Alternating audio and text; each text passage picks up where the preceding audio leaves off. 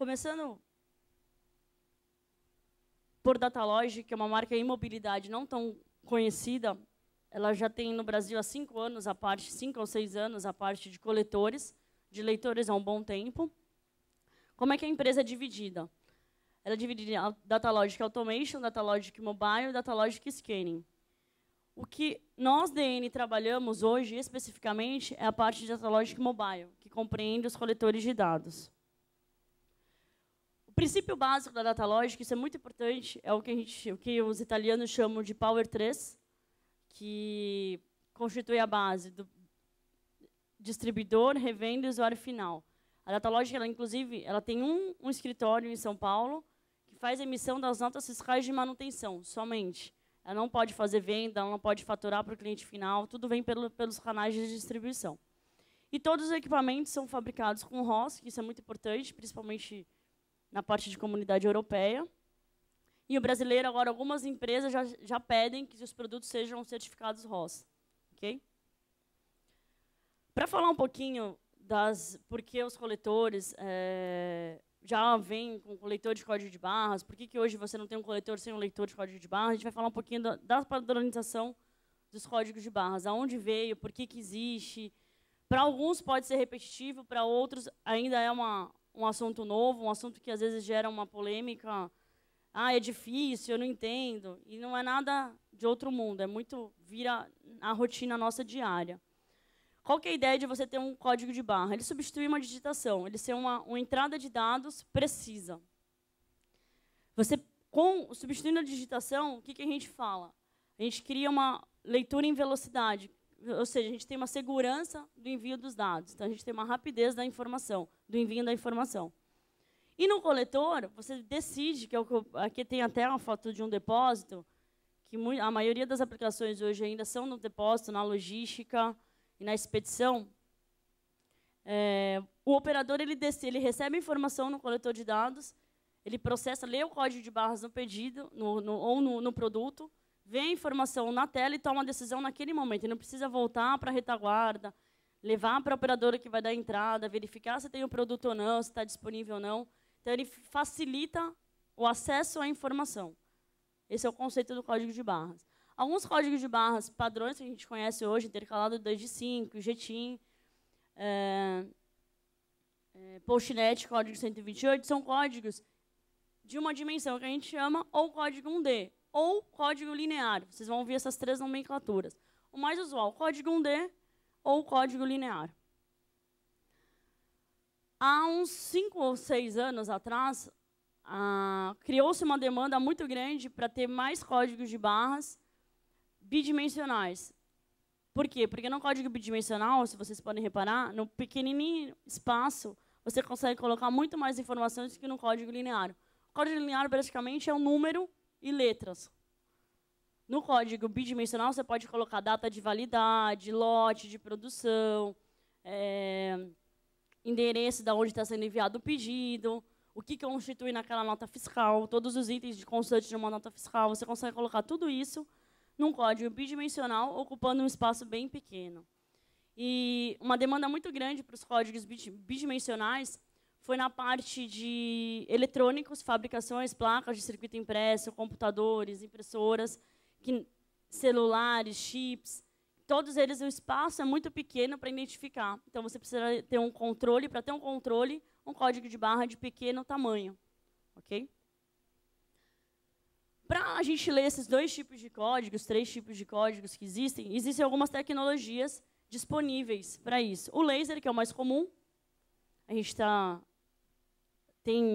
tenho alguns coletores demonstrando lá na bancada com laser. A gente pode comentar com vocês. Que ele basicamente faz a leitura ou de códigos lineares ou de código PDF através do raster. Basicamente, é assim que funciona o laser. Na parte do 2D, ele, como o próprio nome diz, é Area Imager. Ele lê códigos bidimensionais e lineares. Todo leitor 2D lê códigos lineares. Isso é importante vocês saberem. Além do laser, a gente tem a tecnologia Linear Imager, que também vai decodificar os códigos lineares. Só que ele usa uma outra tecnologia, como se ele capturasse a imagem, transmitisse e decodificasse. É assim que funciona a tecnologia do Linear Imager, que é uma câmera, nada mais do que uma câmera. E nós temos o Laser Auto Range, que hoje são alguns produtos que o laser ele tem uma limitação de distância. No passado ele tinha essa limitação. Hoje a gente tem alguns modelos de laser que ele permite que você efetue a leitura e decodificação tanto do código próximo quanto do código longe. Alguns modelos aí disponíveis no mercado, até 30 metros de distância você consegue ler com laser, né? Então, o que a gente chama de laser long range ou de alto range e tudo mais. Tem uma tecnologia muito importante da Datalogy, que ela recebeu prêmios lá fora de inovação.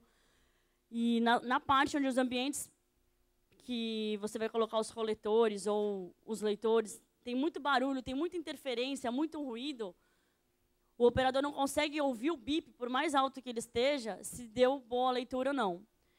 Então, a Datalogy desenvolveu uma tecnologia que chama Green Spot.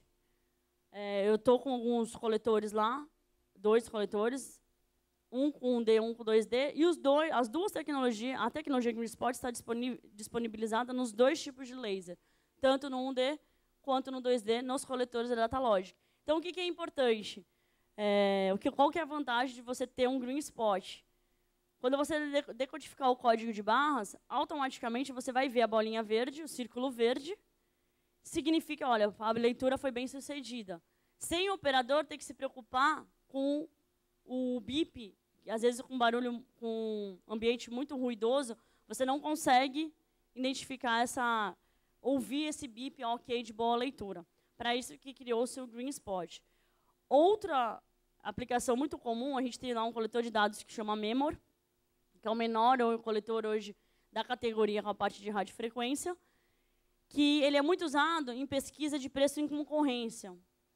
E o operador ele já leva pré-carregado as tabelas dos códigos, que ele vai fazer análise de preço, só que ele não pode entrar no supermercado da concorrência e fazer um bip. Cada vez que ele ouvir, alguém vai ficar olhando. Então, ele desabilita o som, e o operador sabe que efetua a boa leitura através do verde que fica. E fica bem discreto a pesquisa de preços na concorrência. Então, isso é muito utilizado também.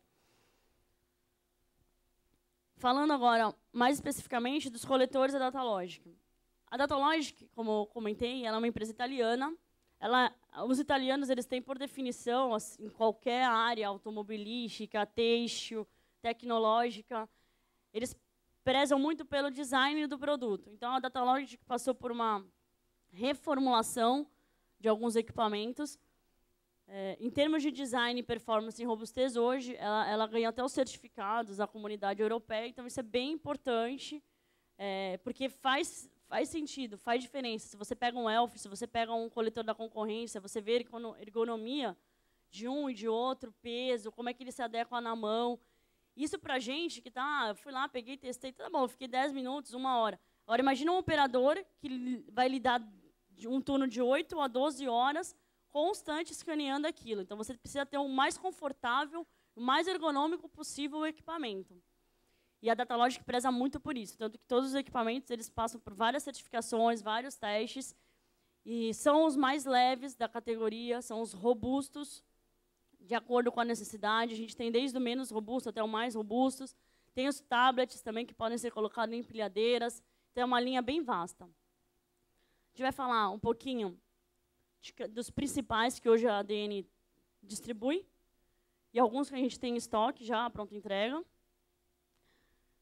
A gente começa pelo Memor, que é o menor coletor hoje da categoria, o Windows CE, ou o Windows Mobile. O que mais sai é o Windows CE 5.0. A tela dele tem um backlight que ilumina consideravelmente a tela, ilumina até em ambientes que você fala, acha que não vai... Porque quando você tem muita claridade, o backlight às vezes pode atrapalhar. No caso deles, você regula a intensidade do contraste, ele fica mais... Fica claro o suficiente, mas não tão claro que você não identifique as informações. Tá? Indo um modelo acima, mais para a parte de field sales, a gente tem o ELF, que é um coletor mais focado na parte de automação de força de vendas, entregas por caminhões. Se você precisa ter uma conexão GPRS, ou seja, o 3G, na verdade ele já é 3G, tá? Câmera, tira foto, então ele é um coletor mais completo, um Windows Mobile 6.5. O Scorpio, esses dois modelos, o Scorpio padrão e o Scorpio GAN, que é o que a gente chama de BRIC, é o GAN, ele, em unidades, ele só perde de venda, ele perde para o Falcon, para o antigo Falcon da Datalogic, ele é o segundo que mais se vende. Por conta da maioria das aplicações de hoje, como eu falei em coleta, ainda focam-se muito em logística, distribuição e manufatura. E esse coletor, pela própria empunhadura do gatilho, os operadores desses nichos de mercado, eles optam sempre ter o formato gatilho, por conta de ficar mais ergonômico para o operador, cansar menos a empunhadura. E há uns 2 anos, se não me recordo, 1 ano e meio, lançou-se o Cayman e o ano passado o Falcon X3, que já são coletores muito robustos, que podem ser utilizados em câmeras frigoríficas, em ambientes siderúrgicos, por exemplo, CSN, né, são ambientes que o range de temperatura, a variação de temperatura é tanta que você precisa ter um equipamento mais robusto. E o que é bem importante na Datalogic, né? Eu falei de todos os coletores, mas é o que a gente chama de escalabilidade. O que isso significa? Se eu faço um software, um programa, um desenvolvimento para o Memor, eu tenho recompiladores, claro, um é o Windows CE, o outro é o Windows Mobile, mas eu tenho recompiladores automáticos da Datalogic que disponibiliza que a mesma aplicação que roda no Memor vai rodar no Falcon X3. Então, eu não perco o meu investimento de programação e desenvolvimento. O que vai mudar? O tamanho de tela, o tamanho de teclado e a parte de comunicação. É isso que, basicamente, se altera.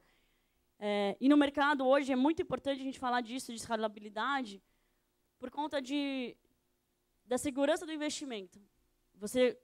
As soluções com IDC, com coleta de dados, não são soluções baratas. São soluções que requerem um software adequado, um emulador, um cara técnico que vai fazer a configuração do ponto de acesso, que vai fazer a análise diária, que a gente chama de site survey, com o coletor. Então, assim, todo um trabalho de venda maior, tanto que o ciclo de venda é em torno de 3 meses, mas que a margem de rentabilidade que nós comentamos, ela acaba sendo superior ao você vender um volumão, né, no volume. É bem ao contrário a parte dos projetos de AIDC.